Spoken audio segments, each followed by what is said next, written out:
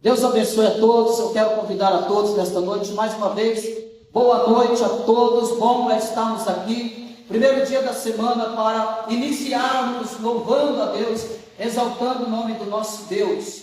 Nesta manhã tivemos o culto matutino, depois o estudo das confissões de fé, Westminster, um momento preciosíssimo que estivemos nesta manhã, da importância, os elementos que fazem parte do culto. Na pregação matutina, uma mensagem expositiva do livro de Filipenses, capítulo 4, do versículo 1 ao 9, falando sobre o segredo da firmeza na fé em Cristo Jesus. Pontos cruciais para a nossa vida, tivemos o privilégio de aprendermos aqui nesta manhã. E agora à noite nós nos reunimos uma vez mais, para sermos nutridos e alimentados pela santa palavra e bendita de Deus. Eu quero convidar a igreja nesse momento, curve a tua fronte, e nós iremos orar ao nosso Deus, nós iremos invocar ao Senhor, para que o Senhor continue assim, nos abençoando, derramando da sua bênção, e acima de tudo, quebrantando os nossos corações, para que possamos então assim continuar, louvando a Deus na sua presença. Oremos ao nosso Deus. Senhor Deus, Pai Todo-Poderoso e Eterno, amado Deus, nós te louvamos nesta noite, que Tu és fiel. Ó Pai, remetendo a nossa memória, ó Deus, de grandes coisas e maravilhosas coisas que Tu fizestes, ó Pai. Apesar de nós, pecadores, falhos, errantes, o Senhor tem nos cercado de bênção, o Senhor tem nos abençoado, o Senhor tem nos perdoado, o Senhor tem derramado a sua misericórdia sobre nós. Pai querido, uma vez mais aqui estamos reunidos, Senhor, num só propósito, num só objetivo, Senhor, de prestar um culto racional a Ti, Senhor. Ó Pai querido, receba a nossa adoração, receba, ó Pai querido, a nossa reverência, ó Pai, e quebranta os nossos corações, Senhor, para estarmos atentos à Tua santa e bendita palavra. Toda adoração que aqui será realizada, Senhor, todo ato do culto, ó Pai querido, seja para a Tua glória, Senhor. Ó Pai querido, nós te pedimos, alcance também aqueles irmãos que não poderão estar aqui nesta noite, foram impedidos de alguma forma. Tu sabes, ó Pai, de todas as coisas. Te pedimos, Senhor, uma vez mais, nos abençoe, Senhor. Receba este culto como um ato de gratidão, receba este culto como um ato de adoração, receba este culto como um ato de serviço ao Senhor, neste lugar chamado casa de oração. É o que nós lhe pedimos e lhe agradecemos no nome do nosso Senhor e Salvador Jesus Cristo. A igreja possa dizer amém. Amém, meus queridos. Convido a todos a abrirmos nossas Bíblias no livro de Salmos, Salmo número 31, que está baseado nesta noite a nossa liturgia. Salmo 133, falei rápido, né? Salmo 133, nós vamos ler a palavra de Deus, a qual está baseada a nossa liturgia nesta noite. São apenas 3 versos, Salmo de número 133. O tema desta liturgia é como Deus preserva a unidade do seu povo. Vamos ler numa só voz esses 3 versos, atentamente, esperando uns pelos outros.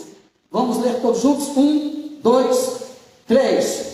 Ó, como é bom e agradável viverem unidos os irmãos. É como óleo precioso sobre a cabeça, o qual desce para a barba de Arão, e desce para a gola de suas vestes.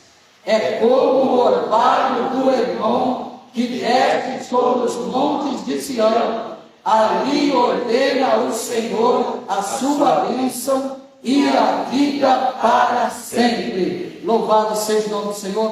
Podeis assentar. Quero convidar a igreja para louvarmos uma vez mais o hino 11, Trindade Santíssima. Vamos louvar o nome do nosso Deus. Deus preserva, como Deus preserva a unidade da sua igreja.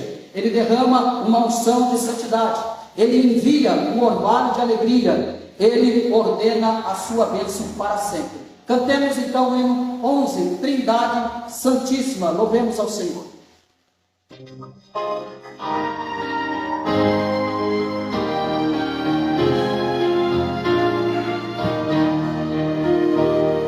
Santo, Santo, Santo,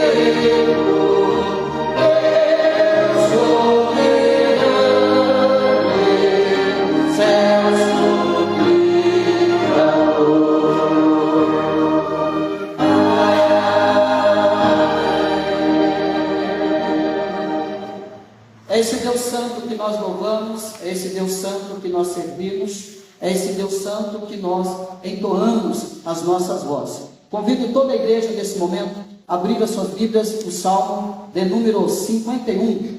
Nós vamos para o momento de confissão neste momento. Eu convido a igreja para abrir a sua Bíblia, o Salmo de número 51, os 3 primeiros versos desse Salmo. Salmo 51, verso 1, verso 2 e verso 3, que diz assim: Compadece-te de mim, ó Deus, segundo a tua benignidade, e segundo a multidão das tuas misericórdias, apaga as minhas transgressões. Lava-me completamente da minha iniquidade e purifica-me do meu pecado, pois eu conheço as minhas transgressões e o meu pecado está sempre diante de mim. Aqui é a confissão de Davi e o reconhecimento do quanto ele é pecador, E nós também, assim como Davi reconhece o seu pecado, assim como Davi coloca diante do Senhor, para que o Senhor venha perdoá-lo, para que o Senhor tenha misericórdia dele. Nessa noite nós também faremos o mesmo. Eu quero convidar a igreja a curvar a vossa fronte, e logo após eu quero convidar a nossa irmã Daiane para quebrar o silêncio de confissão de pecados. Enquanto isso, eu convido a igreja a curvar a vossa fronte. Confesse os seus pecados ao nosso Deus, que Ele é justo e fiel para nos perdoar de todo pecado. Aquele que confessa e deixa, alcança misericórdia. Confessemos a Deus.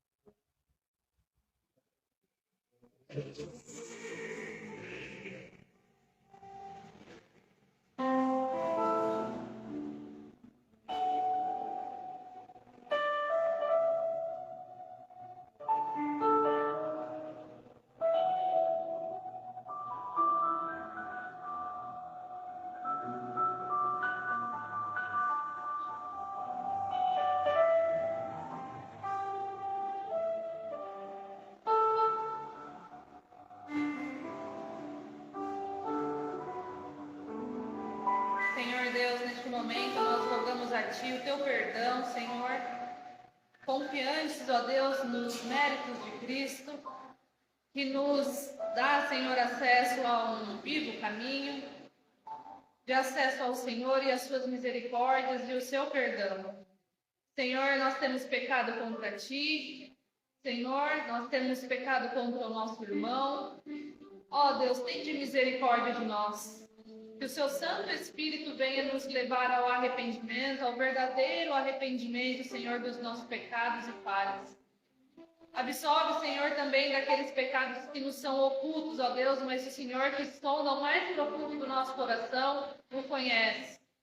Senhor, rendemos a Ti tudo o que somos, ó Deus, e dependemos das Tuas misericórdias e da Tua graça, ó Pai. Sê com o Seu povo, santifica-nos, Senhor, para a Tua glória. Em nome de Jesus, ó Deus, é que oramos e pedimos, e glorificamos ao Teu nome pelo Teu perdão por meio de Cristo Jesus. Amém, Senhor. Amém. Se perdoado por Deus nesta noite, isso nos dá condições de continuarmos adorando o nosso Deus. Convido a igreja para louvarmos a Deus com o hino 71, Purificação. Vamos louvar o nome do nosso Deus.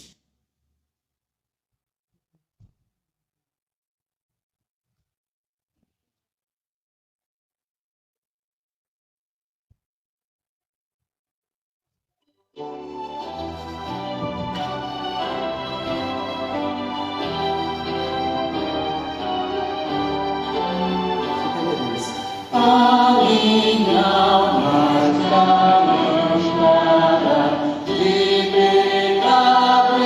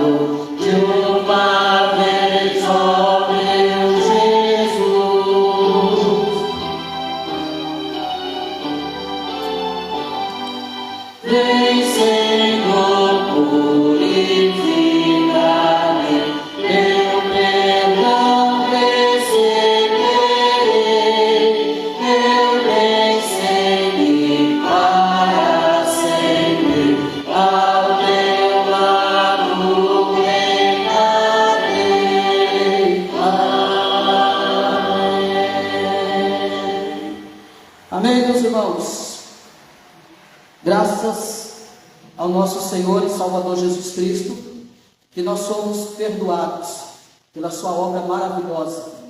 E a razão de estarmos aqui reunidos é porque o Filho de Deus pagou um alto preço por nós. A cédula da culpa que era contra nós foi levada para Cristo Jesus na cruz do Calvário. E é por isso que nós somos perdoados, através de Jesus Cristo. Eu quero convidar a igreja, por gentileza, aqueles que podem, nos coloquemos de pé, convido o grupo de louvor instalado nesta noite. Nós vamos continuar então na nossa adoração, nós vamos louvar o nome do nosso Deus, e esse louvor, ele se chama Quebrantado. Enquanto isso, enquanto nós louvamos, você que veio preparado para ofertar, vamos consagrar as nossas ofertas e dízimos. Você que veio preparado para devolver o seu dízimo, façamos isso. Você que nos visita nesta noite, não se sinta constrangido, porque esse é o entendimento das grandes bênçãos que o Senhor tem derramado sobre nós. Nós não estamos pagando, nós estamos devolvendo ao Senhor tudo aquilo que Ele tem nos dado. E para nós, para essa igreja, é um prazer poder louvar a Deus também com as nossas finanças. Não é obrigação, é prazer, é privilégio. Vamos louvar ao Senhor. Quebrantado, eu olho para a cruz, e para a cruz eu vou. Louvemos ao Senhor com toda a força do nosso pulmão.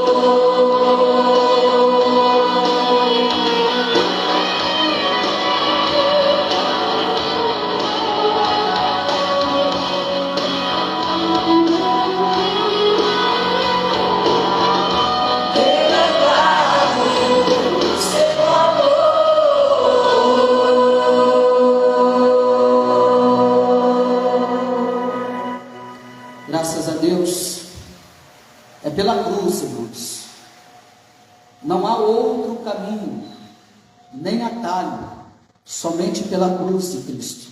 Nós vamos continuar louvando. Esse louvor é um louvor bem nostálgico, você conhece muito bem. Jesus em tua presença, reunimos aqui. Vamos? Vamos louvar o Senhor.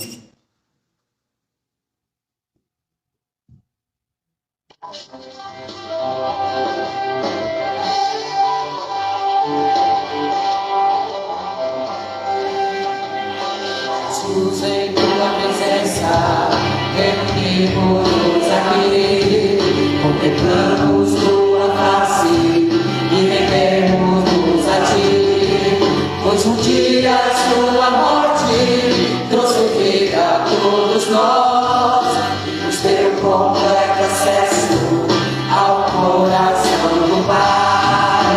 O véu que separava já não separa mais, a luz que outrora apagada agora brilha e cada dia brilha mais. Só pra te adorar e fazer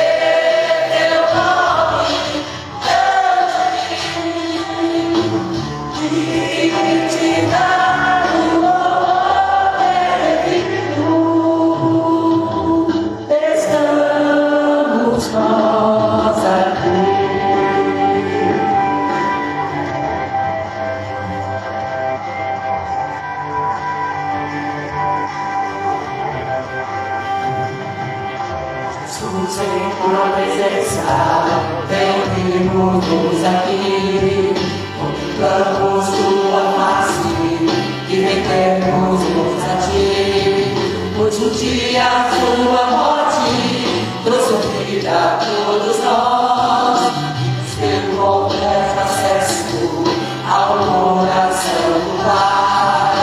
O véu que separava já não separa mais, a luz que outrora apagada agora brilha e cada dia brilha mais. Só pra te adorar e fazer teu nome grande e te dar o louvor eterno. Estamos nós aqui. Não me separava, já não separa mais. A luz que outrora apagada agora brilha e cada dia brilha mais. Só pra te adorar e fazer teu nome grande e te dar o louvor eterno. Estamos nós aqui.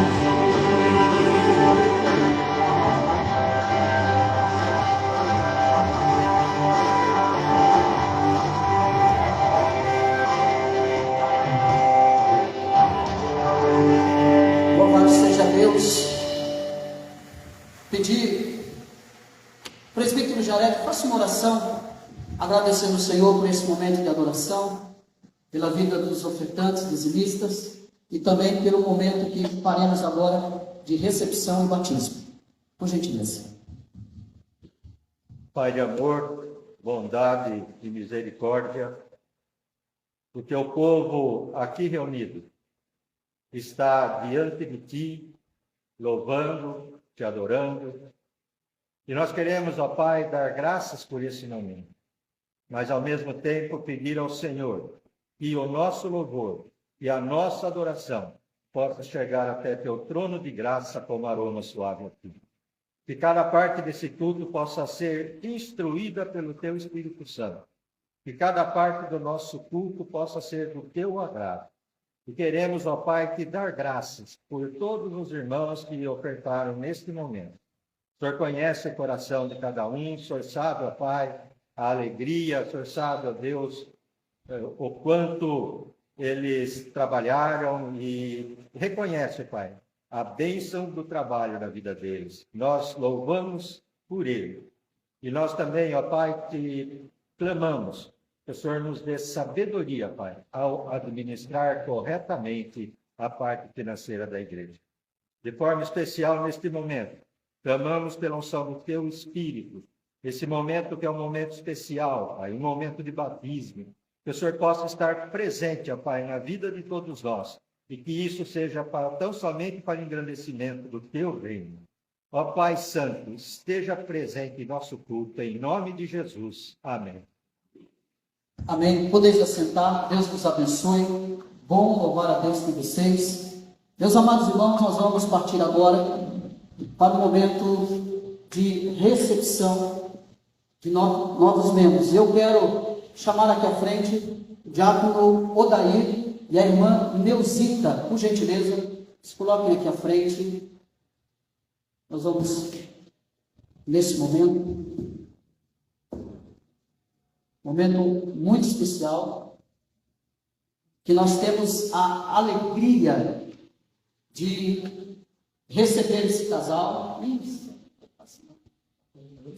Temos a alegria de recebermos esse casal simpático que veio importado de Jaguariúna. Coisa boa, rapaz. E é com muita alegria que nós hoje iremos oficializar eles como membro desta igreja. Eles vêm de uma outra igreja presbiteriana, nossa igreja irmã, e se mudaram para a cidade de Mojimirim e estão há tempos congregando conosco e já trabalhando. Já chegaram praticamente trabalhando, né? Chega o pastor já bota para trabalhar. E nós louvamos a Deus, são um casal abençoado. Esse casal, eles também já fizeram parte de plantação da igreja, fizeram parte da construção da igreja, lá em Mongaguá, eu sempre enrolo para falar, Mongaguá, aí, litoral sul de São Paulo. Eles estiveram ali servindo o Senhor, plantando a igreja, ajudando no crescimento daquela igreja, e aprova o Senhor levar eles até Jaguariúna, e aprova o Senhor que eles conhecessem-nos através da rede social. E nós conversamos, e eles demonstraram o desejo de estar conosco, de congregar conosco, de trabalhar juntamente conosco, e desde então eles vêm caminhando com esta igreja, trabalhando, prestando serviço, abraçando a esta obra e todo o trabalho que o Senhor tem colocado na vida desta igreja. Então é com muita alegria nesse momento que nós queremos receber esse casal, esses irmãos, como parte oficial da membresia desta igreja, como parte desta igreja oficialmente. Eu quero convidar a igreja, por gentileza, se coloque de pé. Nós vamos fazer uma oração e depois no final, que os irmãos lhe dê a destra da companhia, do amor, a destra da comunhão a esses irmãos que tanto têm abençoado as nossas vidas. Eu quero orar com vocês a favor desses irmãos, recebendo eles em nome de Jesus. Oremos. Senhor Deus, Pai Todo-Poderoso e Eterno, amado Deus, neste momento, Senhor, momento gratificante, momento de alegria, momento de louvor e gratidão ao Senhor. Pai querido, aqui estão os teus filhos, diácono Odair, irmã Neuzita, ó Pai, que há tempo, Senhor, está congregando conosco, estão servindo, estão adorando ao Senhor, estão tendo comunhão com esta igreja, ó Pai. Ó Deus amado, e nesta noite nós, com muita alegria, oramos, ó Pai querido, porque hoje eles fazem parte oficial do quadro de membros, Senhor, da igreja de Pinheiros. Ó Pai querido, nós te louvamos, Senhor, nós te adoramos, e nós o recebemos, ó Pai querido, em nosso meio, ó Pai. Irmãos que têm dado testemunho, irmãos que têm vivido o cristianismo, não só aqui dentro desta igreja, mas fora desta igreja, aonde quer que eles vão. Senhor, nós te louvamos, nós te adoramos, nós somos gratos ao Senhor por nos dar mais uma família, Senhor, para fazer parte dessa família. É no nome de Jesus que nós oramos, recebemos para a glória e para o louvor do teu santo nome. Toda a igreja, numa confirmação, possa dizer amém. Amém. Amém. Sejam abençoados, sejam bem-vindos, mais do que bem-vindos seja são. E você pode ter certeza que embora eu não vou deixar vocês ir tão cedo. A não ser que o papai do céu fale, eles têm que ir. Caso contrário, vocês estão na minha mão.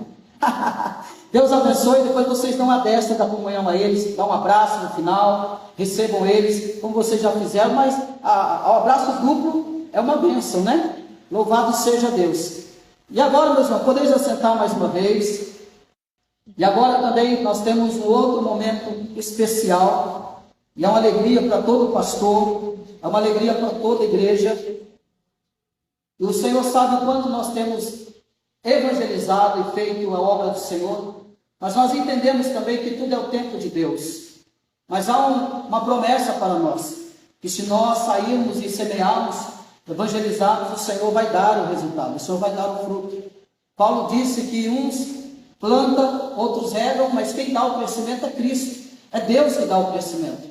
E eu quero nesta noite convidar com muita alegria no meu coração, que eu dizia à minha tia, ainda eu vou batizar a senhora. Eu não era um pastor ainda ordenado, mas eu cria no meu coração piamente. Eu falei, tia, ainda eu vou batizar a senhora. Quero convidar a minha tia Selma aqui à frente nesse momento. Nesse momento maravilhoso, que será um momento... Pode vir à frente. Isso. Que será um momento maravilhoso na vida dela. Pode virar para eles, pode virar para eles, depois eu vou dar algumas perguntas. A tia, nesta noite, ela fará a sua confissão pública de fé, em seguida, o seu batismo. A tia Selma, ela passou por um período de discipulado e catecúmeno. Discipulado acerca da vida cristã, catecúmeno acerca dos princípios bíblicos, também catecúmeno para que ela conhecesse a Igreja Presbiteriana do Brasil, como ela funciona na sua doutrina, no seu procedimento, no seu culto, na sua adoração. E ela passou por algum tempo, juntamente comigo, estudando. E eu digo para você, excelente aluna, viu? Só faltou o dia que precisou correr na casa dela, por causa da tempestade, lá estava querendo levar tudo para cima, né, tia? Foi a única vez que ela faltou do curso. Ela vinha direto do serviço e permanecia e estudava a palavra de Deus. E ela passou nessa etapa, louvado seja Deus, e está aqui convicta, não por pressão, não por emoção, mas convicta que somente Jesus Cristo pode salvar a sua vida. E ela já fez, ela se entregou a Cristo aqui, ela se rendeu à mensagem do Evangelho há tempos atrás, e daí deu prosseguimento do discipulado e do catecúmeno. Enfim, estamos aqui nesta noite. E agora, tia, eu quero que a senhora olhe aqui para mim. Vou dizer algumas coisas, fazer algumas perguntas à senhora, pela profissão de fé. Nosso Senhor Jesus Cristo ordenou que os seus servos fossem um só corpo com Ele, unidos uns aos outros pela declaração da mesma fé e pela esperança das mesmas promessas gloriosas. É visto, tia, que a senhora se acha presente para professar publicamente a sua fé. E neste momento, eu convido a senhora a responder a algumas perguntas que eu vou fazer agora sobre a sua profissão de fé. Tia Selma, a senhora crê em um único e verdadeiro Deus, distinto em três pessoas, o Pai, o Filho e o Espírito Santo, o qual do nada fez os céus e a terra e tudo que neles há, e os mantém governando as coisas, de modo que nada pode acontecer sem que seja da sua divina vontade? A senhora crê nisso? Creio. Tia, a senhora reconhece que a senhora foi concedido e nascido, que a senhora foi concebida e nascida em pecado, e que por natureza a senhora é inteiramente incapaz de praticar o bem e inclinada para o mal, que tem muitas das vezes pecado por pensamentos, palavras e obras, achando-se de tudo sinceramente arrependida e pede perdão a Deus? Sim. Tia, a sua fé se fundamenta unicamente no sacrifício consumado por Cristo na cruz, na eficácia de sua contínua intercessão no céu e nas promessas que ele deixou nas Sagradas Escrituras? Sim. Tia, a senhora crê que o Senhor Jesus Cristo, sendo o eterno Filho de Deus, movido de compaixão pela desgraça sorte da nossa raça, fez-se filho da Virgem Maria, verdadeiro homem pelo poder de Deus, para se tornar o único Redentor e Salvador dos homens, que ele cumpriu os preceitos da lei divina pela sua vida imaculada, e na hora da sua morte na cruz, deu uma satisfação completa pelos pecados do seu povo, que ao terceiro dia ressurgiu dos mortos, em sinal de estar satisfeita a justiça divina, e que, tendo subido ao céu, alcançou por sua intervenção a salvação do que neles creem? Sim. Tia, a senhora crê que também na necessidade de uma vida santa para agradar o Senhor e provar a sinceridade da fé que declara, e promete fazer toda a diligência para obedecer os preceitos de Deus contidos nas Sagradas Escrituras, invocando sempre para este fim o auxílio do Espírito Santo, sem a qual não pode cumprir esses votos com fidelidade? Sim. E ainda, como membro que a senhora será desta igreja, promete, tia, submeter-se à sua disciplina, promete se submeter às autoridades nela contidas para o ensino e o governo da sua vida? Promete?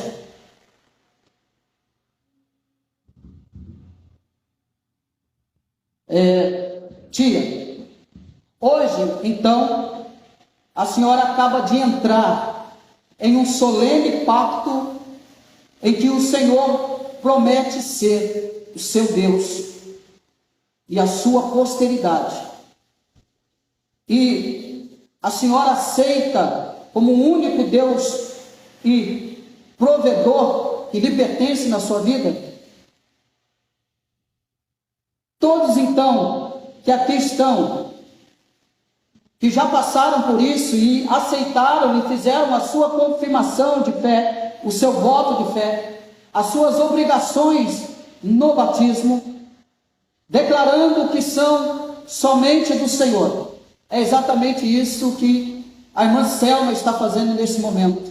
É esse pacto, essa profissão de fé que ela está fazendo. Eu quero, então, nesta noite, com o auxílio aqui do nosso irmão Diego, vem até aqui à frente, tia, nesse momento, depois dela fazer a sua profissão de fé e confirmar as perguntas feitas a ela sobre a sua profissão de fé, com toda a certeza, segurança e convicção demonstrada pelas suas respostas, eu quero neste momento, tia, lhe batizar.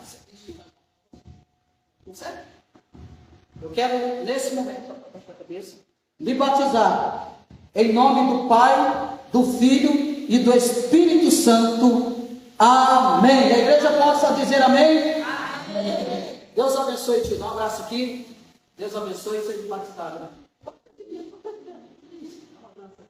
Deus abençoe. Vamos continuar. Conte com a desta igreja. Nós filhos dessa igreja, a senhora sempre tem contato. Louvado seja Deus, irmão. Pode dar um amém bem forte nesse momento. Depois vocês dão um abraço nela. Depois vocês abraçam ela, né? Da destra da comunhão a ela. Deus abençoe. Ela precisará de nós cada vez mais, meus amados irmãos. Que o Senhor vos abençoe. Meus queridos, eu quero nesse momento dar continuidade na palavra de Deus. Eu convido a igreja a abrir as vossas Bíblias no salmo da nossa liturgia. No salmo da nossa liturgia, o salmo 133, a qual nós lemos durante esse culto, no início desse culto. Que isso, irmão, nos incentive cada vez mais a crer na pregação do Evangelho. Que isso nos incentive a cada vez mais anunciarmos, a sairmos das quatro paredes e anunciar o Evangelho de Jesus Cristo. O salmo que nós lemos, meus amados irmãos, nos mostra então, Salmo 133, nos mostra então um belo discurso sobre os benefícios da unidade do povo de Deus. Um dos grandes desafios, então, para a nossa vida, de fato, para a comunidade que serve ao Senhor, é manter a unidade. E eu quero falar com vocês nesta noite por tema, a bênção do Senhor na unidade, na comunhão e na união da igreja, baseado nesse Salmo 133. Então nós vemos aí que esse é o nosso grande desafio. O salmista então nos mostra as bem-aventuranças providas da união, e ele exalta então o senso de comunidade do povo. Ele demonstra, Davi, mostrando então nesse contexto desse salmo, nesta composição desse salmo, que está relacionado com um período em que a nação se viu então unida sobre um único governo central, ou seja, sob a orientação do rei Davi. Essa unidade da nação então deveria ser nutrida, deveria ser celebrada, porque esta união certamente viria a bênção do Senhor. O povo receberia da parte de Deus a bênção. Então esse salmo nos mostra as maravilhas de se observar estas orientações para a nação, com extensão das bênçãos para todas as áreas da nossa vida, para todos os aspectos da nossa vida, aonde for necessário o convívio, aonde for necessário o convívio entre as pessoas, aonde esse ato de comunhão deve ser importantíssimo em todos os ambientes e circunstâncias. Um salmo muito belo. Mas isso em relação à igreja, quanto à igreja do Senhor. O princípio aqui não muda. A comunhão também para os nossos dias, para a igreja do Senhor, ela deve ser igualmente necessária, assim como Davi via como necessário a união do seu povo. Assim também para a igreja atual é necessária que o corpo de Cristo vivam essa unidade, para que as bênçãos de Deus sejam derramadas em toda a igreja. Eu quero trabalhar com vocês rapidamente no primeiro ponto, falando sobre a bênção do Senhor na unidade, na comunhão e na união da igreja. Primeiro, o salmista Davi nos mostra a unidade entre os irmãos, e ele começa dizendo, olha comigo: ó, como é bom e agradável viverem unidos os irmãos. E aqui você deve pensar, nós devemos pensar, que apesar das aparências ao contrário, a comunhão é celebrada na Bíblia como algo bom. Ela é aprovada por Deus, ou seja, ela é o caminho pelo qual Deus desejou que o seu povo andasse. Ou seja, a palavra bom aqui pode dar a noção inicial de aprovado pelo Senhor. É Deus aprovando a comunhão. É Deus mostrando que essa comunhão é muito boa. Assim, mesmo, meus irmãos, que tenhamos dificuldades para exercermos a comunhão, mesmo, meus irmãos, que tenhamos dificuldade para exercer a unidade, mesmo, meus irmãos, que isso seja um desafio, a palavra de Deus, Davi está dizendo que como é bom. Isso quer dizer que ela é aprovada por Deus. Além dela receber uma mera aprovação, nós observamos no texto que a comunhão, ela é coroada com a promessa de ser agradável, de trazer alegria, de nos trazer satisfação para toda a comunidade. Então, esse sentido de bom é nos trazer alegria, para que toda a igreja se alegre no Senhor. Evidentemente que aqui Davi não está falando de uma alegria ou de uma satisfação pessoal somente, mas ele também está falando principalmente de uma alegria e de uma satisfação ou de uma agradabilidade no nível de comunidade. Se de um lado ele expressa essa união pessoal, do outro lado ele estende isso para uma alegria com toda a comunidade. que é relativo a todo o povo. Mas, possivelmente, Davi, ele tinha em mente que antes de uma união estatal de Israel sob o seu comando, Davi tinha em mente, quando escreve esse salmo, olhando para a condição do povo, quando o povo fazia o que queria. Isso nós encontramos lá no livro de Juízes, o capítulo 21, versículo 25, que dizia que na época dos juízes, cada um qual fazia o que parecia bem aos seus olhos. O que Davi tem em mente então é essa época. Então ele vai escrever: ó, quão bom e quão suave é. Davi tem em mente então que antes dessa união, o povo padeceu por diversas vezes e por diversas formas. Ou seja, a nação estava fragmentada, a nação estava dividida. Davi então veio com esta palavra de unidade. Davi vem com esta palavra de comunhão para trazer uma nova realidade de vida e para mostrar que a bênção do Senhor mora na unidade da igreja, que a bênção do Senhor mora na comunhão da igreja, que a bênção do Senhor está aberta para todos aqueles que andam em comunhão. Ó, como é bom! Mas, olhando para isso, pensando a qual Davi tinha em mente, quais eram então as consequências dessa divisão, desta nação está fragmentada? As consequências é que o povo era constantemente oprimido pelos povos ao seu redor. Quais eram as consequências dessa desunião? A consequência dessa desunião era que o povo, que a lei de Deus era vilipendiada, ou seja, a lei de Deus estava sendo desprezada. Qual é a outra consequência do abandono do Senhor? A outra consequência é que o culto ao Senhor era ultrajado, ou seja, difamado. O culto do Senhor havia difamação pela conduta do povo que abandonara o Senhor.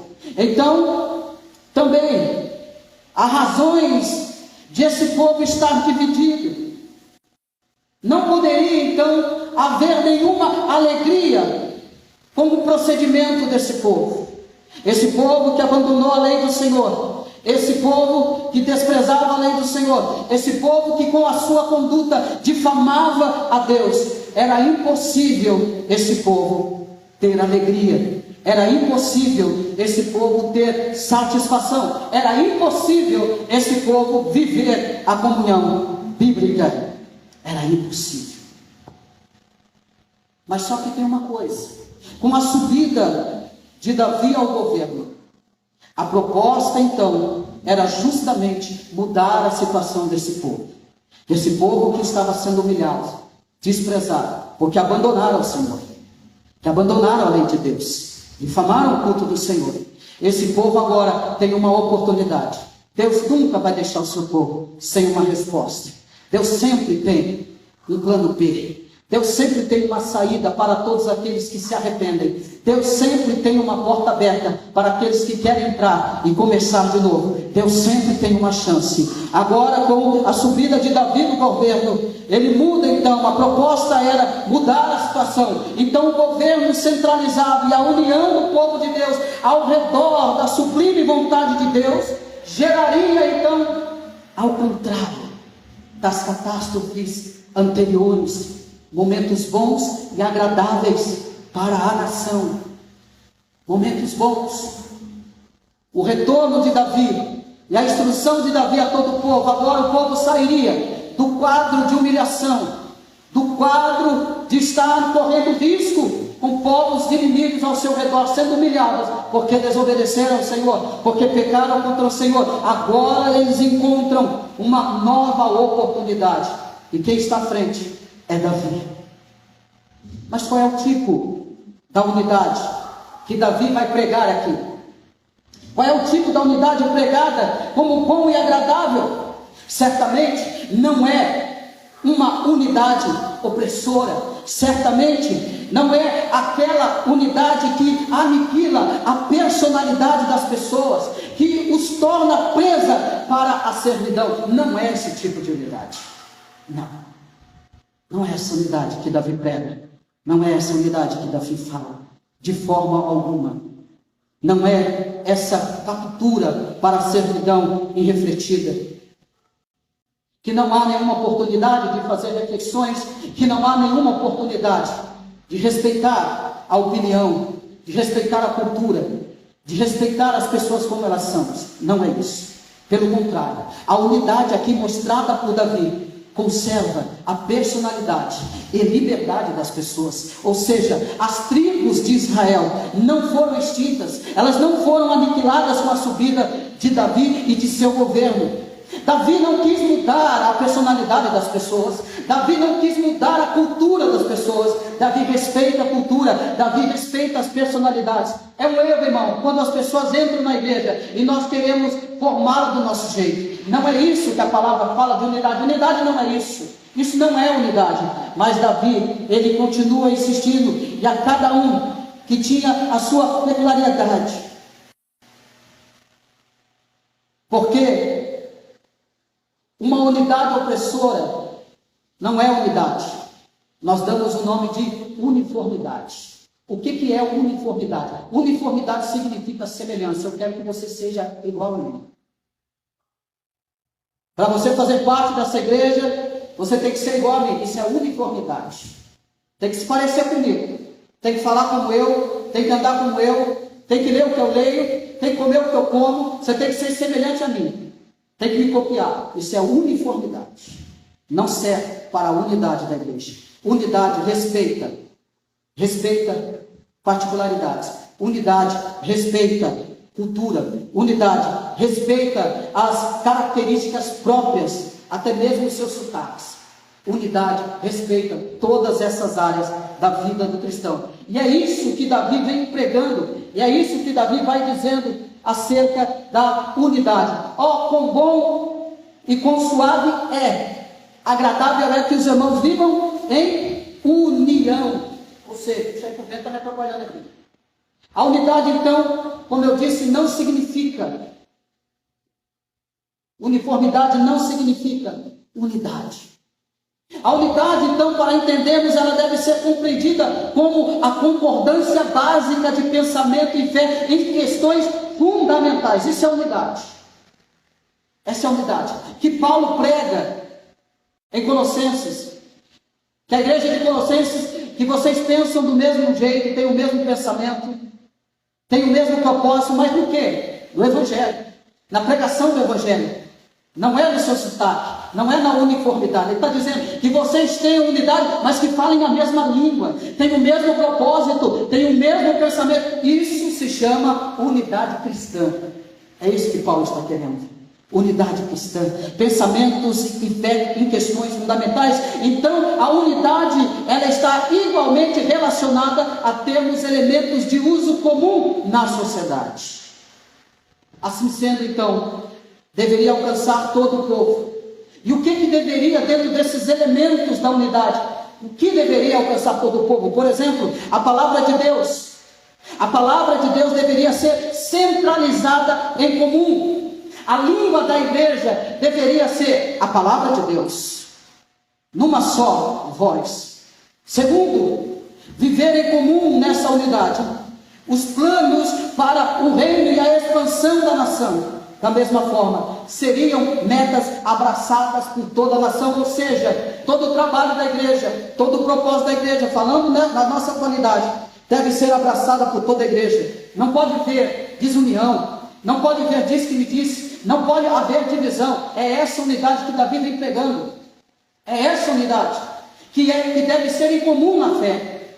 Todos prezarem pela pregação genuína do Evangelho, todos prezarem para a expansão do reino, trabalharem para a expansão do reino, que deveriam ser metas para todo o povo. Portanto, amada igreja do Senhor, há um desafio para esse estabelecimento da verdadeira unidade, da verdadeira comunhão, que é equilibrar as questões pessoais com aquelas coletivas. Ou seja, é compreender que a união não deve destruir a individualidade e que a individualidade não deve sobrepor a sociedade. Nós temos que falar a mesma língua. em comum. Mas, pastor Cristo, eu devo falar a mesma língua com a igreja? Sim, respeitando a cultura de cada um, respeitando a vida pessoal de cada um, no entanto que todos falam a mesma língua. Segundo ponto, Davi vai nos mostrar, olhe comigo, versículo 2, ele vai mostrar, se por um lado é bom que os irmãos vivem em união. Segundo ponto, versículo 2, verso 2, é como óleo precioso sobre a cabeça, o qual desce para a barba e barba de Arão, e desce para a gola de suas vestes. A unidade como óleo Davi apresenta. Nós vemos então Davi mostrando uma imagem do óleo posto sobre a cabeça de Arão, que escorre pela sua barba até a orla das suas vestes. E isso é muito sugestivo para nós, porque muitos tentaram explicar de diferentes formas o que Davi está querendo dizer, e até mesmo ilustraram. Alguns quiseram dizer que o óleo era raro e caro, e especialmente utilizado para a consagração. Logo, a comunhão igualmente é rara e preciosa. Outros dizem numa ilustração, dizendo que o óleo era fragante, cheiroso. Assim, a comunhão seria como as agradáveis fragrâncias do Espírito Santo. Mas no seu simbolismo mais profundo, nós vemos as bênçãos perfumadas do Espírito Santo, coroando a união dos irmãos em uma verdadeira unidade espiritual. O que o óleo está representando aqui? O que Davi tem em mente? O óleo representaria então o fator comum que pertenceria a toda a comunidade, ou seja, o óleo seria o elemento de ligação entre as partes do corpo. Todo o corpo então pode experimentar do mesmo óleo, da mesma unção, assim como todo o corpo estava unido pelo óleo. Assim Davi diz que todo Israel estaria reunido pela comunhão. Mas tem uma explicação teológica para isso. Nós não podemos deixar passar desapercebido a figura do óleo aqui representada, sem considerarmos o seu valor teológico. O óleo, na Bíblia, representa a unção do Espírito Santo. E desta forma, então, nós temos a visão da pessoa da Trindade. Deus Espírito manifestado no meio da comunhão do povo de Deus. O Espírito Santo igualmente agindo em todo o corpo, alcançando cada membro do povo de Deus, trazendo a sublime vida com Deus. E é fundamental, igreja do Senhor, considerarmos a unção do Espírito para a consolidação da comunhão nos padrões bíblicos.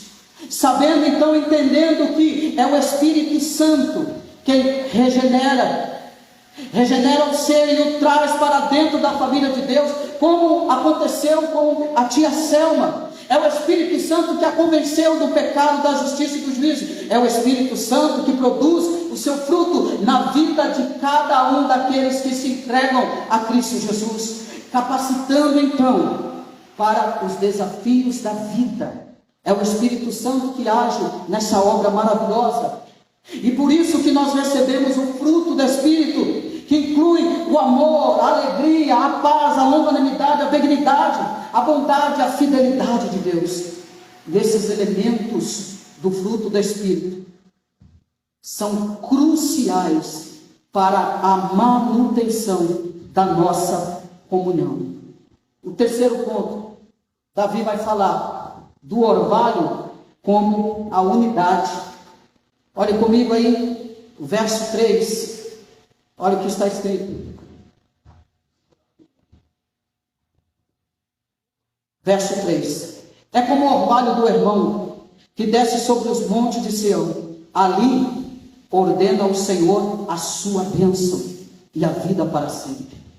O irmão que é uma imponente montanha ao norte de Israel, agora no território pertencente à Síria, e que ele pode ser visto a quilômetros de distância.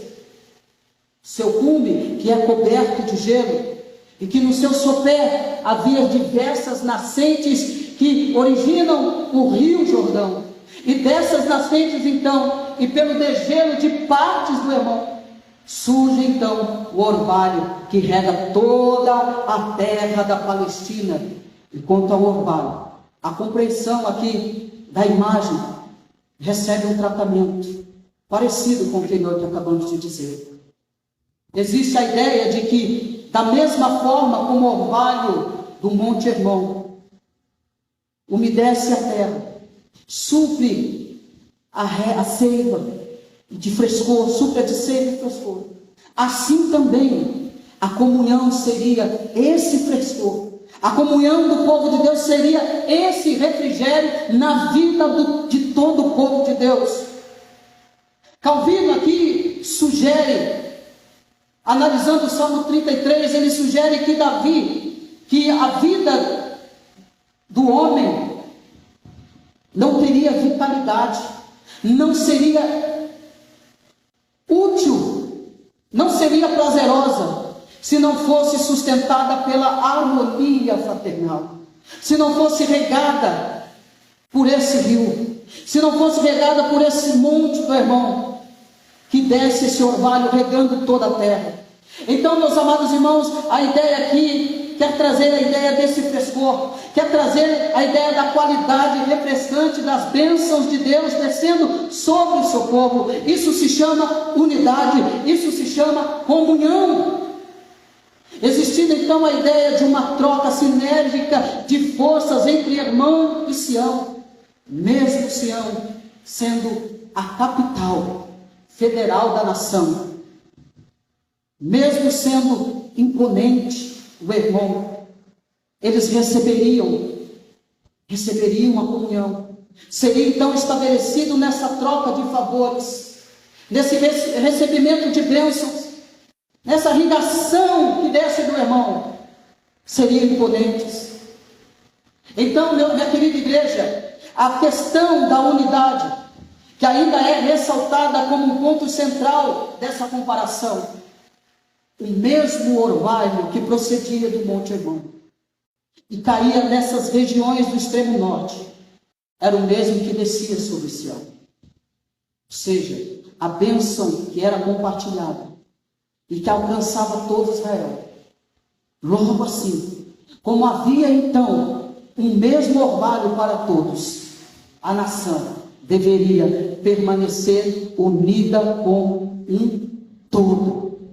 Eles deveriam permanecer unidos, porque a bênção vem sobre eles. A bênção do Senhor vem sobre eles. E o orvalho está intimamente relacionado com a água. Isso é um apontamento teológico. O orvalho está teologicamente relacionado à água. E nós precisamos perceber aqui o simbolismo do orvalho. Esse orvalho que está relacionado com a água, que na verdade são gotículas de água que se precipitam por causa da condensação, da umidade. E a água na Bíblia aponta-nos para a palavra de Deus.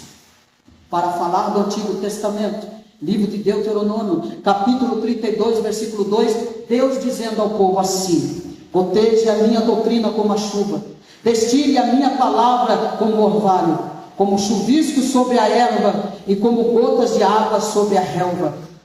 Mas também no Novo Testamento, o apóstolo Paulo comentou que Cristo se entregou pela igreja para a santificar, purificando-a com a lavagem da água pela palavra. Efésios capítulo 5, versículo 26. Mas Jesus também, no Evangelho de João, capítulo 7, verso 37, ele disse, confirmando e identificando como a fonte de água viva, ele disse, no último dia, o grande dia da festa, levantou-se Jesus e exclamou: se alguém tem sede, venha a mim e beba. Quem crer em mim, como diz a Escritura, do seu interior fluirão rios de água viva. Rios de água viva. Assim, então, numa leitura teológica, nós encontramos então Jesus Cristo também presente, agindo no estabelecimento da comunhão entre os irmãos por meio da sua palavra. O Deus Filho agindo diretamente para que o seu povo, para que a sua igreja permaneça unida e desfrute das bênçãos do seu orvalho. E por final, o Senhor Jesus mostra a bênção da unidade. Olha comigo no texto, a parte B. Ali ordena o Senhor a sua bênção e a vida para sempre. Nessa comunhão, a bênção do Senhor é ordenada. Nessa comunhão, nesse partilhar, nessa cumplicidade da mesma fé, da mesma comunhão, da mesma luta, das mesmas necessidades, respeitando as particularidades de cada um, mas vivendo unido. O Senhor ordena a Deus.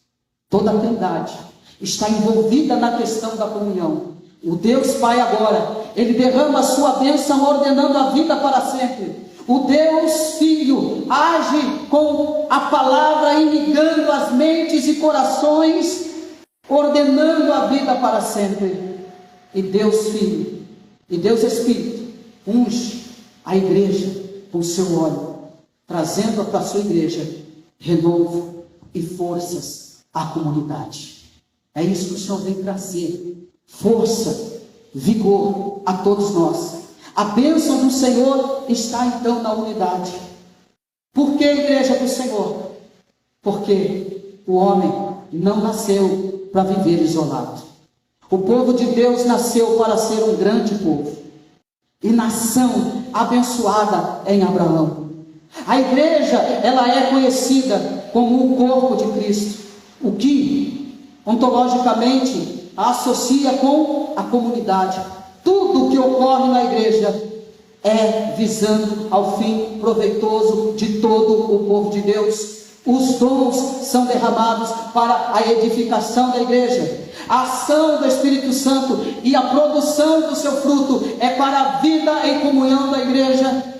O amor, a alegria, a paz, a longanimidade, a benignidade, a bondade, a fidelidade só terá significado na vida comunitária e em sociedade se o fruto do Espírito Santo estiver agindo no meio da igreja.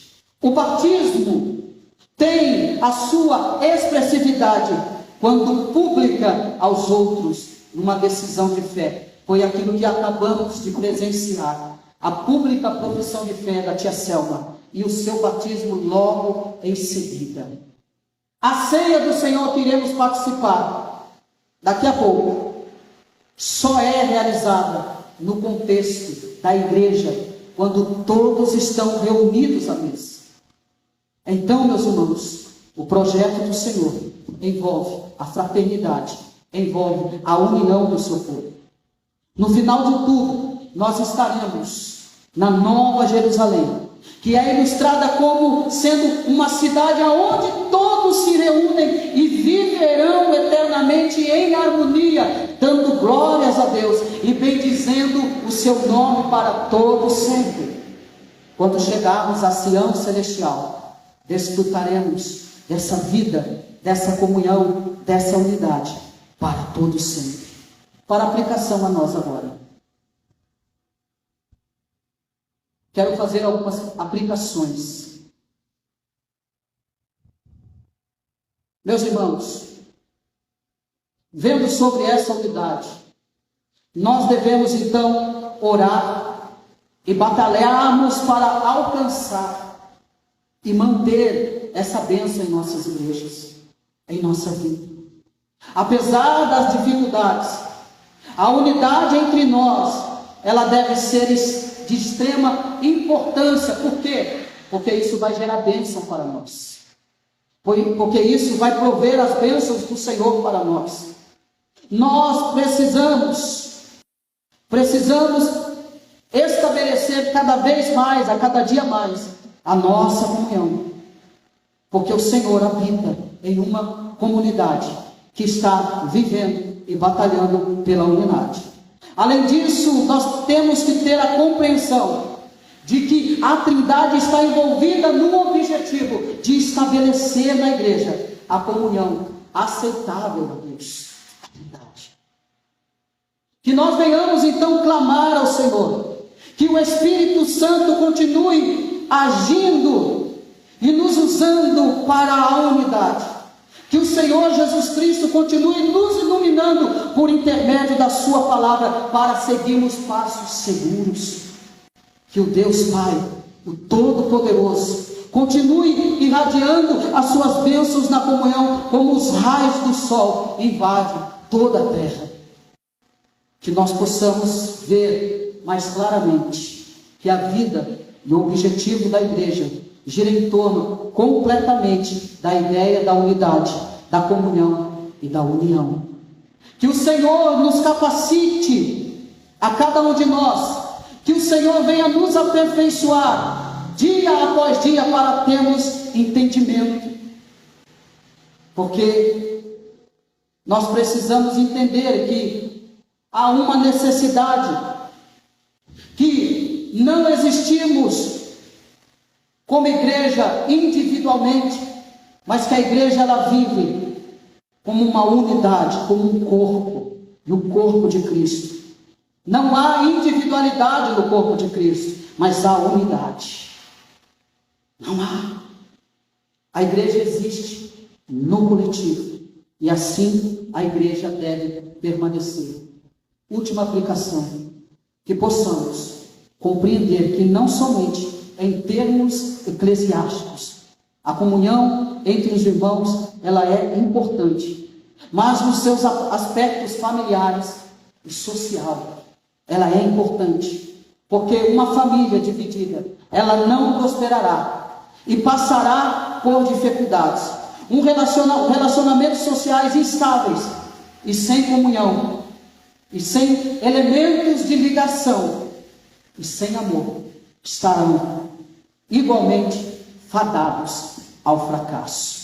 Que nós possamos lutar pela fé que uma vez foi nos dada, pela comunhão, porque lembre-se disso, o que Cristo fez na cruz foi tirar, pagar o preço, porque nós éramos o quê? Inimigos de Deus. O que Jesus veio, fez e apaziguou, e trouxe novamente a nossa união com Cristo, a nossa união com Deus. Hoje nós somos chamados filhos de Deus e podemos rogar ao Pai em nome de Jesus Cristo. Que o Senhor nos abençoe nesta noite, que o Senhor fale fortemente aos nossos corações.